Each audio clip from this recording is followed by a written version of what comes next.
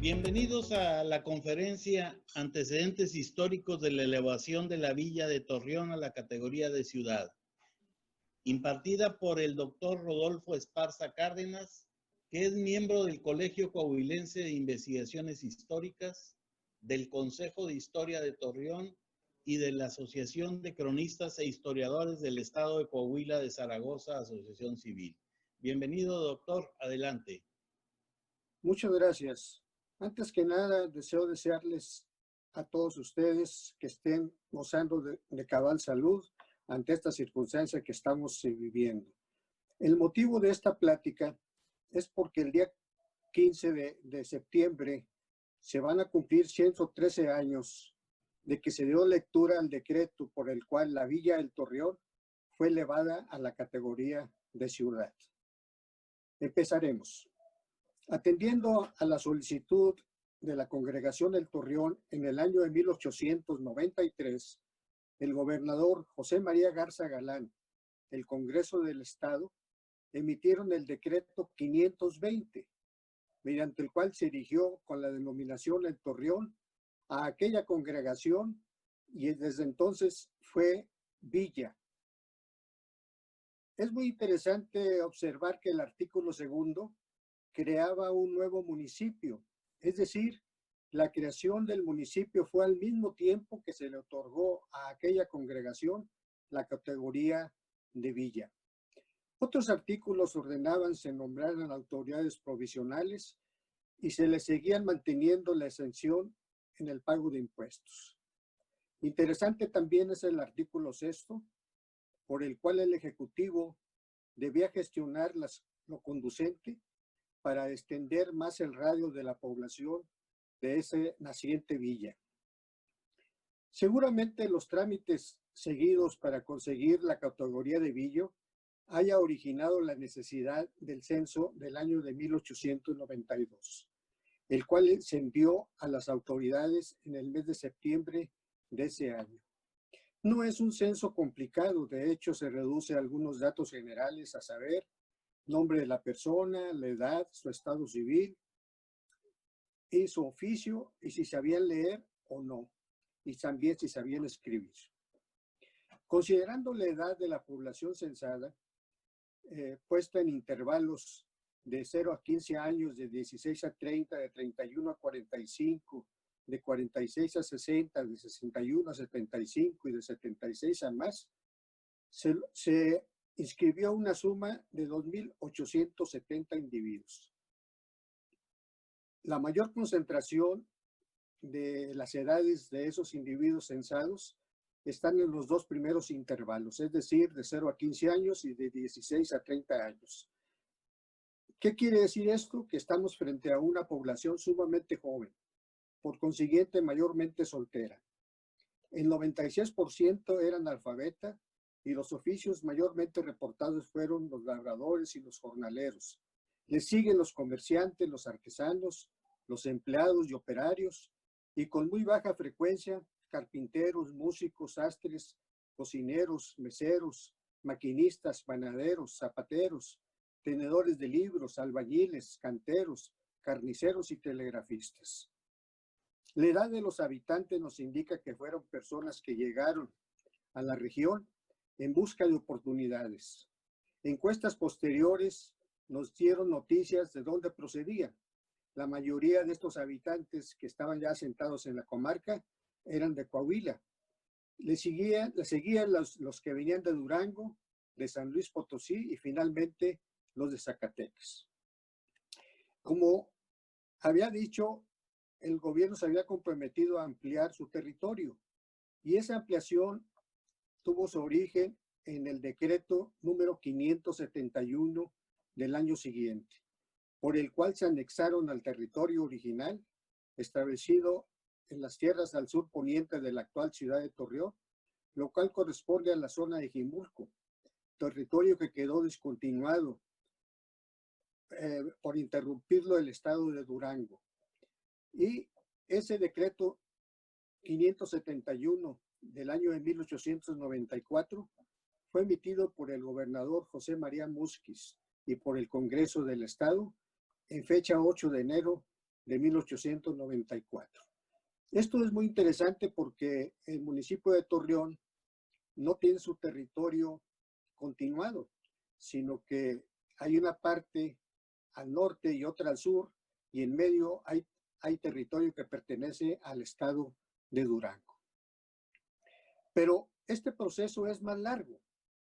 De hecho, la delimitación del espacio geográfico del actual municipio de Torreón tiene antecedentes en la época colonial, cuando los primeros exploradores y evangelizadores hicieron contacto con los nómadas chichimecas que habitaban el alrededor de los cuerpos de agua que se formaban por efecto de las avenidas y desbordes del río Nazas. Los laguneros o irritilas ofrecieron relativa resistencia, según las fuentes de los evangelizadores, a diferencia de la actitud guerrera, por ejemplo, de los zacatecos, quienes condicionaron que los avanzados españoles entraran muy lentamente a este territorio hacia el norte de Zacatecas. En el curso del dominio político y económico de la región, sucedido a finales del siglo XVI, cobró relevancia un grupo protegido por Rodrigo de Río de Loza y Martín López de Ibarra, que eran tenientes de gobernador de Francisco de Ibarra, quien había fundado el primer gobernador de la Nueva Vizcaya. Fue este quien otorgó las primeras mercedes de tierra en lo que hoy es La Laguna. No obstante, siguiendo intrincados caminos, estos territorios quedaron en manos de Francisco de Urriñola, quien logró a finales del siglo XVI acumular 70,000 kilómetros cuadrados en la parte nororiental de la Nueva Vizcaya, de las cuales se ha calculado que 3,334,873 eran hectáreas que pertenecieron a las tierras laguneros. Aquí hay un dato muy interesante. Francisca de Valdés y Alcega, bisnieta de Urriñola, y Agustín de Chevers y su vice, su esposo, consiguieron que Carlos II, en el año de 1678, les concediera el título nobiliario de marqués de una pequeña villa que se llamaba San Miguel de Aguayo, pero esto era en Burgos, en España, y también fundaron un primer mayorazgo. Comento esto porque hay una idea equivocada de que aquí en Coahuila hubo el marquesado de Aguayo, y no, aquí vivieron algunos marqueses, pero el marquesado estuvo en España, como acabo de comentar. Por otro lado, Urdiñola solamente tuvo hijas, y las hijas tuvieron hijas. Hasta muy tardíamente hubo unos varones, pero ya en el siglo XIX. Y las hijas, Ignacia Javiera, mi nieta tataranieta de Urriñola, de nombres María Ignacia y Josefa de Chevers, fundaron el 6 de julio de 1734 un segundo mayorazgo. Todavía María Josefa y su esposo Francisco de Valdivielso fundaron otro, donde incluyeron las tierras laguneras de San Pedro del Álamo. José Francisco y Pedro Ignacio, los únicos hijos que les comentaba a ustedes de esa descendencia de mujeres, fueron los herederos de estos mayorazgos. Al quedar huérfanos, su tío Francisco Manuel Sánchez de Tagle fue administrador de sus bienes, pero fue un administrador sin talento, que finalmente los llevó a la quiebra. Y en 1816, Pedro Ignacio de Chevers murió en 1820 cargado de deudas y con sus haciendas intervenidas. El movimiento de independencia también afectó estas propiedades, porque los mayorazgos es un documento jurídico que cuidaba que no se vendieran las propiedades. Se podían poner como garantía de préstamos y demás, pero no se podían vender. Pero con la nueva legislación del México independiente ya fue posible que esto sucediera. De tal manera que debido a todas esas deudas que tenían, poco a poco fueron perdiendo esas propiedades, y así tenemos que en el año de 1825 hubo compradores para las haciendas de los mayorazgos. José María Valdivielso firmó escrituras cediendo al concurso de acreedores, entre otras tierras, 127 sitios de ganado mayor de la laguna. Los compradores fueron las casas inglesas de Barry Hermanos y la compañía y la Stamples y compañía años antes había vendido la hacienda de San Pedro del Álamo, el señor Charles Clifford, a John Sharps, a Haywood y a Thomas Reid, quienes al año siguiente la traspasaron a los hermanos Martínez del Río. Por su parte, la familia Sánchez Navarro, latifundistas del centro de Coahuila, compraron a los ingleses y acreedores las tierras del mayorazgo de San Miguel de Aguayo. De tal manera que en 1848 los hermanos Jacobo y Carlos Sánchez Navarro decidieron vender la hacienda de San Lorenzo a Leonardo Zuluaga y a Juan Ignacio Jiménez. Estos son los antecedentes del proceso que luego tuvo implicaciones políticas, merced a las cuales las tierras fueron quedando en manos de un número mayor de propietarios. Además, paralelamente comenzó el camino de la formación de núcleos de población que modificó para siempre la demografía y geografía humana del futuro municipio de Torreón. Este personaje, Leonardo Zuluaga, fue un personaje que durante la época de la invasión francesa apoyó junto con Vidal, el que era el gobernador del estado de Nuevo León y Coahuila, a los franceses, de tal manera que como consecuencia de ese apoyo que dieron a los invasores, apoyándose en la ley del 16 de agosto de 1863 emitida por Benito Juárez contra quienes apoyaran el ejército invasor al servicio de Maximiliano de Austria, se confiscaron las primeras tierras en la laguna. Lo anterior aconteció en el año de 1865. Fue consecuencia del conflicto entre agricultores liberales y los terratenientes conservadores, solidarios y simpatizantes, como les he dicho, de la invasión francesa.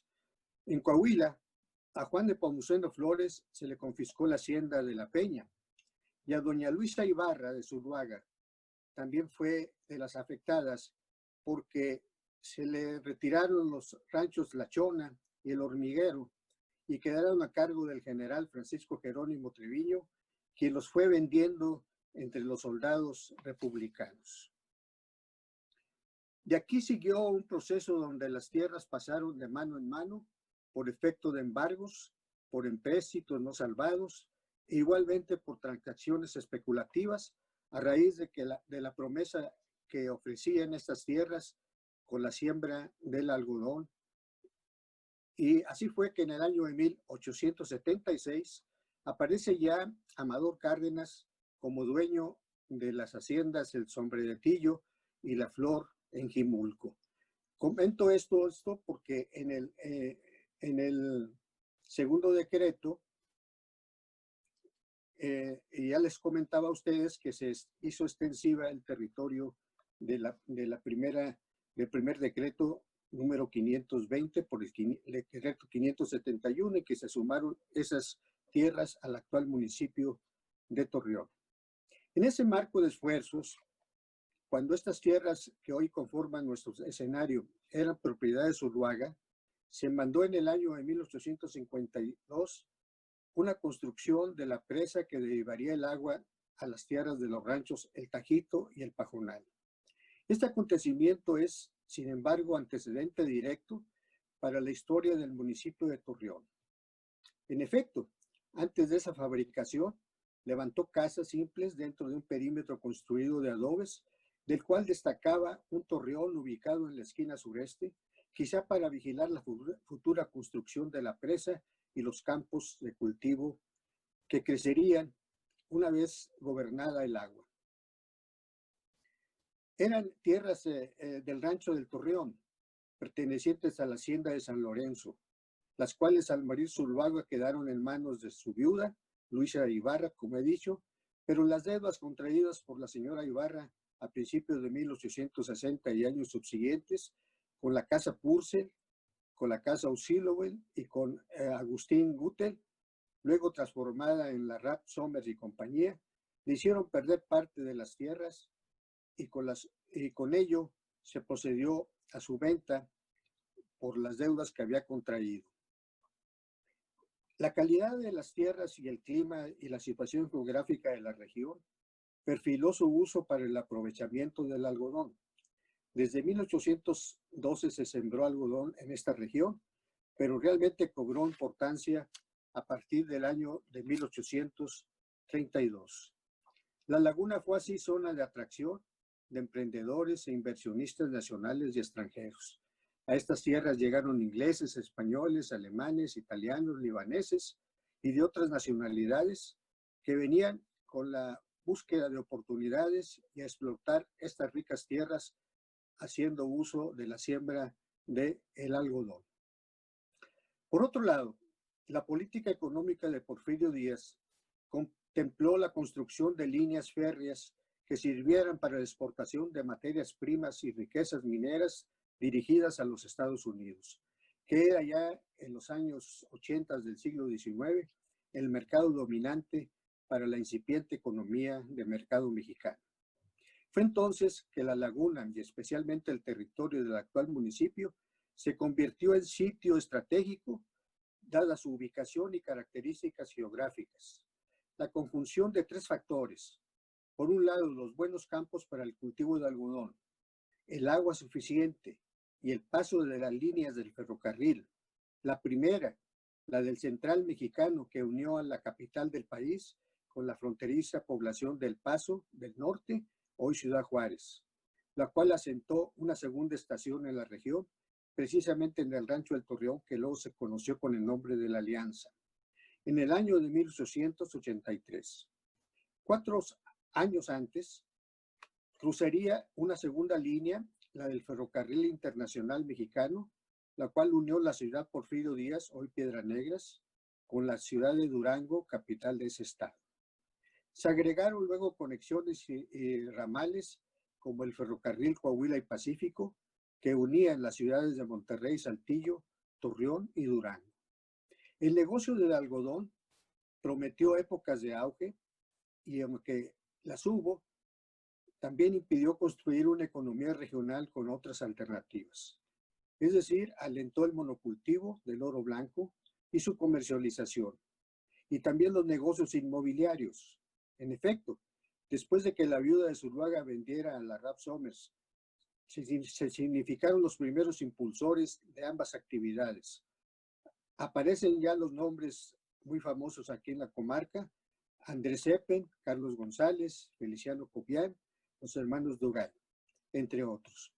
Como se había señalado, una de las propiedades compradas a la señora Luisa Ibarra en 1886 fue la hacienda de San Antonio del Coyote, que comprendía los ranchos de Coyote, Guadalupe, Hormiguero, Solima, El Tajito, El Pajonal, San Luis, San Antonio de los Bravos, La Joya y desde luego el rancho El Torreón. El encargado de su administración fue Andrés Eppen, quien dio más valor a esta última propiedad al construir la presa del Coyote, ampliar los tajos, que eran los canales de riego, mejorar y construir otras acequias menores. Era un visionario, Eppen, y negoció la cesión de los terrenos necesarios para que pasara la vía del ferrocarril internacional mexicano y concretó la construcción de la estación Torreón en 1888. Un año antes había contratado a Federico Wolf para el trazo de la colonia, el primer trazo de lo que sería la futura villa y ciudad. 90 hectáreas de manzanas, más 63 hectáreas que ocuparían las avenidas y las calles. El trazo de las primeras manzanas partían del vértice que hacen la Sierra de las Noas y el Cerro de la Cruz. Los cuadros crecían hacia el norte y el este, teniendo como límites al sur la línea recta de las vías del tren, que se extendían hacia la salida del sol, y al noreste la ribera irregular del río Nazas. Tras 10 años, la compañía Rappi Somers decidió vender. Eppen fue uno de los 8 compradores. Escogió la hacienda El Coyote, en tanto Carlos González Montes de Oca compró las tierras del Torreón. Antes del año, González vendió el Torreón y anexas a Feliciano Cobian quien más tarde agregó a sus propiedades 550 metros al oriente de las manzanas trazadas por el ingeniero Wolf, y diversos terrenos localizados en la parte sur y poniente de la ciudad, colindando con las sierras de las Loas. En estas tierras inmediatas al trazo primitivo de la ciudad, Cobian diseñó fraccionamientos que hoy todavía se conocen como Primera de Cobian, Segundo de Cobian, hasta el quinto fraccionamiento de Cobian.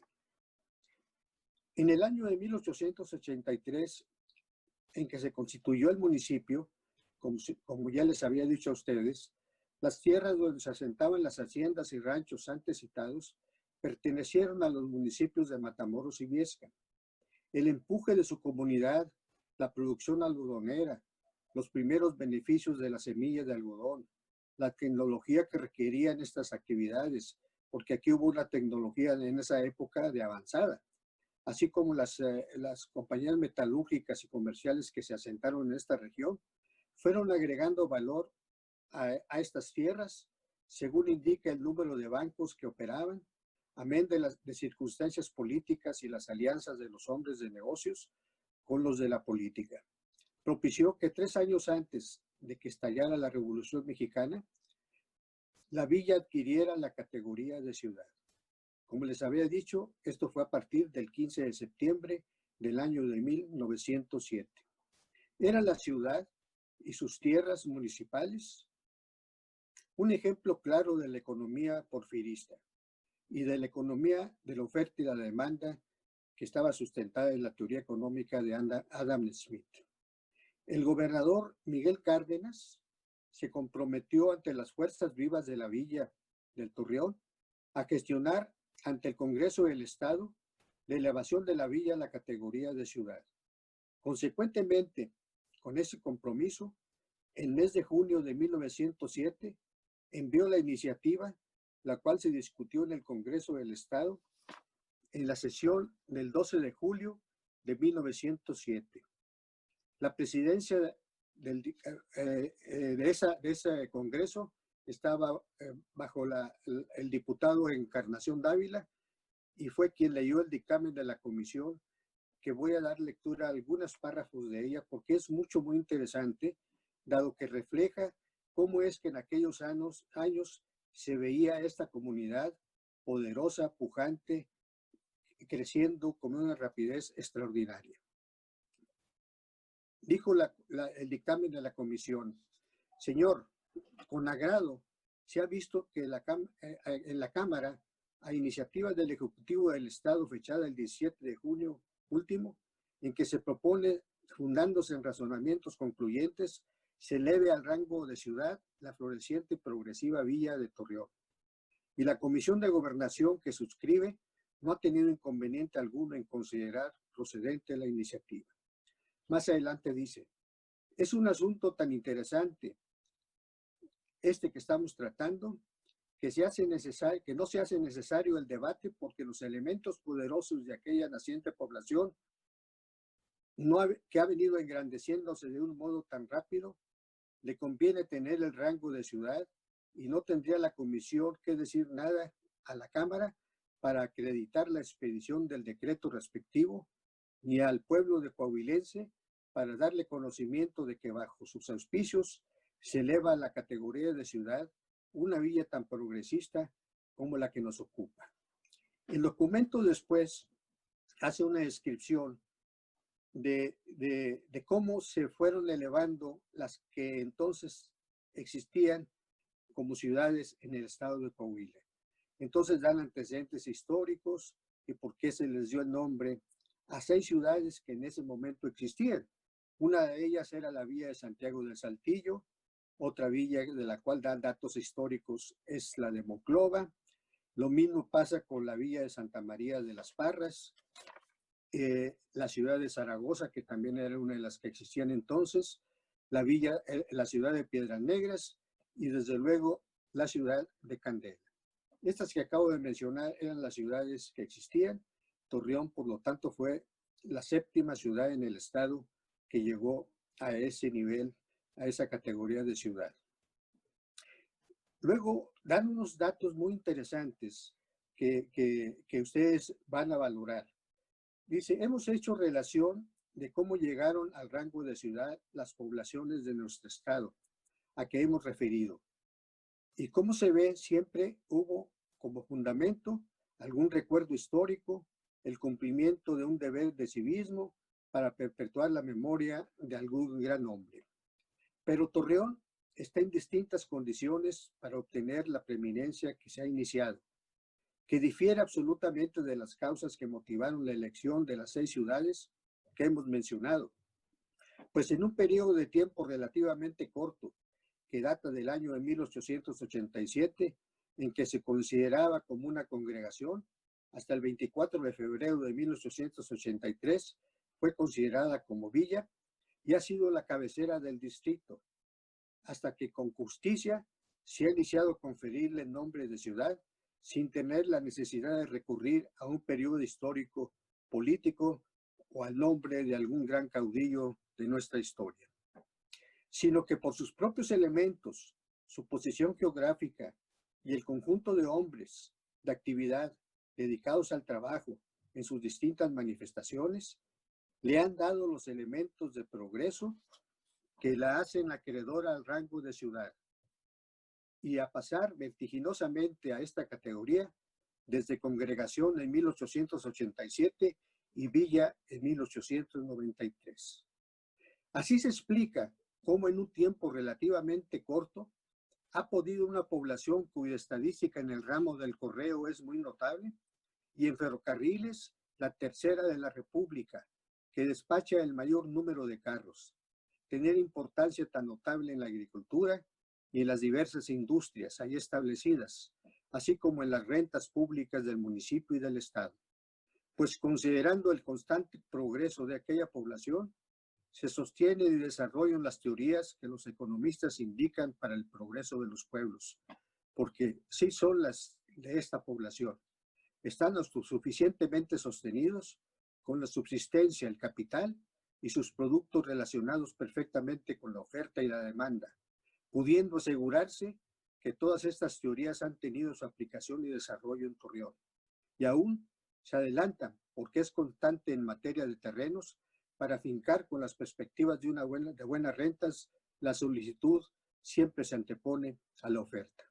Así pues, Torreón ha llegado a ser una de las primeras poblaciones del estado y de la frontera norte de México, por su agricultura, sus bancos, por su comercio y sus ferrocarriles, no es menos importante por su administración política municipal y por su sistema de drenaje que mejorará muy directamente al concluirse la higiene y la salubridad de aquella región, así como por sus edificios públicos ya construidos y proyectados, por su sistema de tranvías eléctricos y su alumbrado, por la pavimentación proyectada y su alineamientos de calles, que la hacen realmente una población moderna, así como por la inmigración de pobladores que no llevan otro aliciente al radicarse en Torreón que el trabajo y bien personal y colectivo. Con todos estos elementos, era ya indispensable que se le considere el rango de ciudad, lo que tiene la hora de consultar esta comisión de la Cámara es el siguiente proyecto de decreto, indicando que sea promulgado en aquella ciudad el 15 de septiembre próximo, y para cuyo proyecto se pide la dispensa de todo trámite con el objeto de que se ponga desde luego a discusión. Artículo primero, decía el decreto. Se erige en ciudad con la denominación de Torreón la villa del mismo nombre del distrito de Viesca. Artículo segundo. La promulgación de este decreto tendrá lugar el día 15 de septiembre próximo. Sala de comisiones, Saltillo, 12 de julio del año de 1907. La firman Encarnación Dávila, el doctor Juan Cabello Siller y Everardo A. Rodríguez. Estos eran los de la comisión. El decreto también lo firmaron Encarnación Dávila, Juan Ceballo, pero cambia y el otro firmante es Severiano Cárdenas. La riqueza producida por el sistema financiero establecido en Torreón, el comercio y las industrias, así como las ventajas estratégicas del transporte ferroviario, fue el mayor objeto de atracción cuando estalló la Revolución Maderista en 1910, y después cuando estalló la Revolución Constitucionalista de 1913. En mayo de 1911 sucedió la primera toma militar de Torreón por las fuerzas revolucionarias que siguieron el llamado que hiciera a la lucha armada Francisco Ignacio Madero aquel 20 de noviembre de 1910. Se hizo evidente entonces las desigualdades creadas por esa economía, cuando los campesinos acasillados en las haciendas y ranchos se hicieron notorios y asaltaron los comercios. También el acto deplorable del asesinato de cerca de 300 personas de nacionalidad china, que evidenció otras diferencias habidas entre las etnias que habitaban esta ciudad. A aquella toma siguieron otras, dos por los constitucionalistas al mando de Francisco Villa, la primera en octubre de 1913 y la segunda en abril de 1914. Esta es muy importante porque prácticamente con esta batalla se derrotó a Victoriano Huerta. Otra más cuando Villa, otrora constitucionalista y jefe de la División del Norte, enfrentaba a su antiguo ejército como parte de las fuerzas de la Convención. No obstante, y salvo algunas intervenciones de haciendas y fábricas que duraron de 1913 a 1917, el municipio y la ciudad no alteró su estructura y su organización económica y siguió siendo una ciudad muy poderosa y un municipio muy poderoso, de los más poderosos del estado de Coahuila. Fue después de concretarse el reparto agrario de 1936 cuando se sintieron los cambios estructurales de la revolución en el municipio de Torreón, porque las antiguas tierras de haciendas y ranchos, a excepción de las que quedaron en manos de sus dueños, como pequeñas propiedades, fueron objeto de reparto bajo el régimen de ejidal. La agricultura a partir de ese momento y por espacio de 40 años fue muy significativa y trajo derrama de dinero a través de apoyos al campo, tecnología y servicios comerciales. Fue la mejor época para el municipio, pero pronto se haría evidente la falta de planeación de la economía, tanto como el desorden en su crecimiento de la mancha urbana y en el desarrollo de las zonas rurales municipales. Se notó también otro defecto en la formación original de la ciudad y del propio municipio, el cual no tenía fondo de tierras, al haberse concebido su fundación como un negocio inmobiliario. Ahora las pequeñas propiedades y los ejidos cercaban a la ciudad, condicionando su crecimiento a expropiaciones de tierras ejidales, expoliando los negocios de fraccionamientos de las tierras de los particulares para construir fundamentalmente casas habitación, a su capricho y bajo sus intereses. La práctica señalada ha impedido, al menos en 2 ocasiones, contar con un plan rector para el desarrollo urbanístico del municipio que permita inducir bajo intereses públicos la vocación de los espacios para polígonos industriales, habitacionales, recreativas, deportivas y culturales. Igual, la anticipación de vías de comunicación eficaces y la construcción de infraestructura municipal con vista al futuro, afectando las oportunidades de desarrollo de factores de economía de largo plazo. Como acaban ustedes de escuchar, esta ciudad que empezó en 1893 como villa, constituida en ciudad en 1907, ha seguido su avance, ha seguido su progreso, no sin problemas. Es la ciudad quizás más poblada, compitiendo seguramente con Saltillo por algunos centenares de habitantes.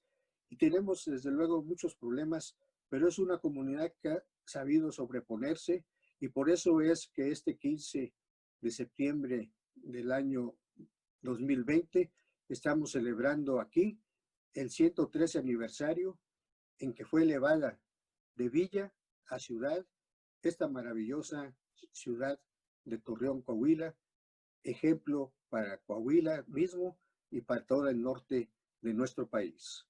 Muchas gracias por su atención.